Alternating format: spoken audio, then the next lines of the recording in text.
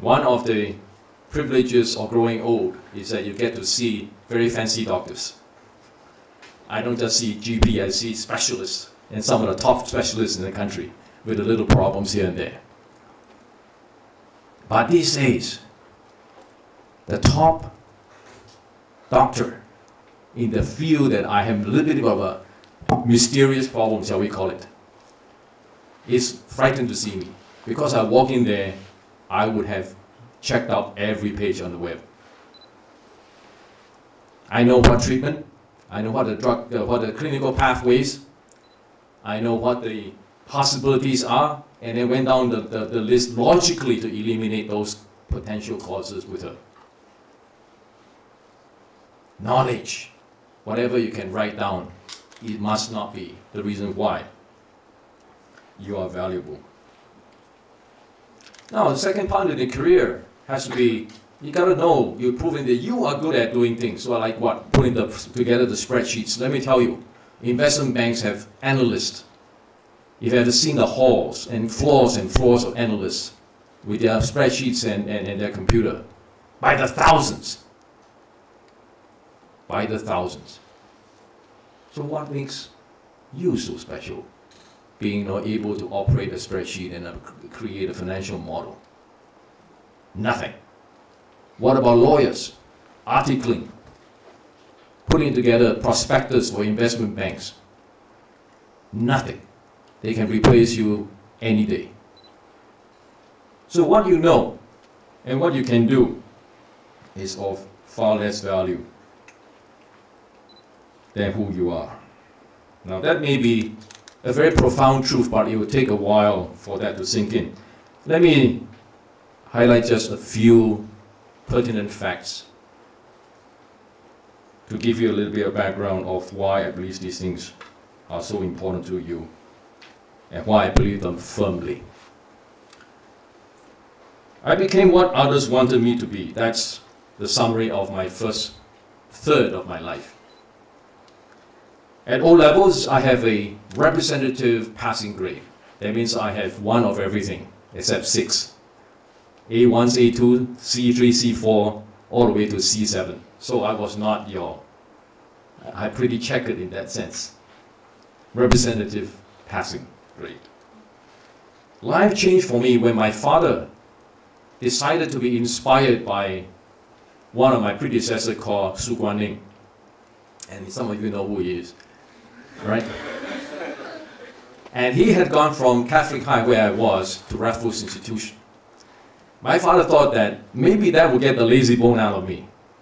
And he took me and my brother and went to see Philip Liao at that time, the principal of Raffles, and told him that, oh, like Su Guanning, these two boys will do okay.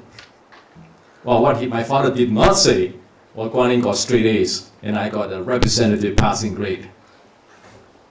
However, given how well Su Guanning did, my GP teacher, on the first day I met her, said to me, "You're from Catholic High, you must be a math whiz." Mathematics was the subject that I got C7. From that moment onwards, I made sure that I topped the class in mathematics. I wanted to be the person that she wanted me to be. To make a long story short, since we don't have all day here, is that got me pretty far. I was more surprised than anybody else that I became the President's Scholar in the year that our now current Prime Minister, with whom I went to O levels with, got President's Scholarship. It was unimaginable. He is 2 classes ahead of the top student in my class, 2 years ahead, and I was bottom 3rd of that class. And me and him standing side by side in the Istana receiving the President's Scholarship is simply incredible. But that tells you how far you can propel yourself with the idea that you wanted to become something that others wanted you to be. The second third of my life, I became conscious of what I can do. and I mobilized to learn and apply that. The first thing that I said to myself, that maybe there's something inside me that is beginning to assert itself, was when I came back from overseas and the Public Service Commission offered me a post at admin service. For those of you who are not from Singapore, the administrative service is the elite civil service. And I turned it down. I'm sure I've endeared many of the people in the room. Because I said I wanted to be an engineer. And I want to practice engineering for a while. I was serious. It's not that I was stupid to know that admin service is not a good thing to do. I wanted to become more of what I can do. Now, in the years that I was in a junior consultant at McKinsey & Company, I was first in many things. I was the first ethnic Chinese to join McKinsey & Company, this blue blood firm, the world over. When they saw me the first time in New York, they thought that I don't speak English. They had to slow down and speak to me like this. That was 30 years ago. But I very quickly learned not only how to be the fastest and the best analyst. I graduated from there to, at one point in time, representing 2/3 of the Canadian practice revenues. Learning how to build relationship, learning how to serve clients, and really learning how to make a difference. So, in other words, I mobilize to become what I can do. And I'm discovering in a process, right, where the frontiers are of things out there that I can push myself to do. The last third of my life is that I'm really inspired by the pursuit of who I am and what I can be. One of my mentors, and those of you may have read his book, The Wisdom of Teams by John Katzenbach. John Katzenbach was my mentor. And by the way, it is a totally different conversation about how you find your mentors. We can have that in the Q&A. But I went after him. He was the biggest consultant in our New York office. And I was in some backwater office called Canada. And I went after him to make sure that he teach me things. I waited outside his office and made sure I asked him 5 questions when he walked out of his office. So one fine day, he took sympathy on me, he took me on. And I created the opportunity. I do not wait for him to hand things to me to do. I created the opportunity back in my backyard in Canada and invited him to observe and to participate and to teach me how to improve my game. He gave me one word in terms of what it had ignited the rest of my journey. The word was conviction. He said, Tsun-Yan, whatever you know or you don't know, you speak with such conviction as if you know. Like now.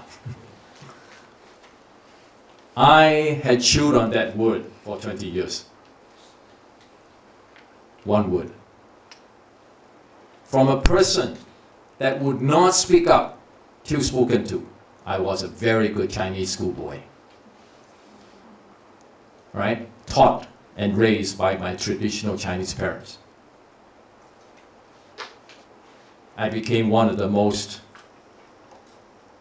enthusiastic speakers, shall I say, to vast audiences across the world. Finding who you are is 2/3 of the battle that is ahead of every single one of you.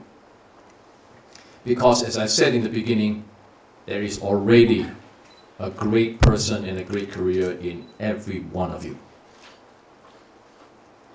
All the activities are just a way of finding purchase or finding out what that person and that career that is already in there.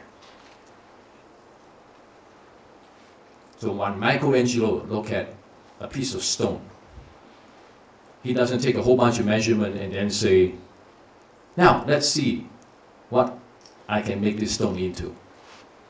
Rather, he already can see the great statue And all the work of hammering and chiseling away is to just remove the unnecessary pieces. Not one bit less. Not one bit more. And so is life that is ahead of you. Even if we do not ever cross paths again, let me stand here and wish you this is a very exciting part of your life. Wish you the very best in that chiseling of yourself against life. Thank you.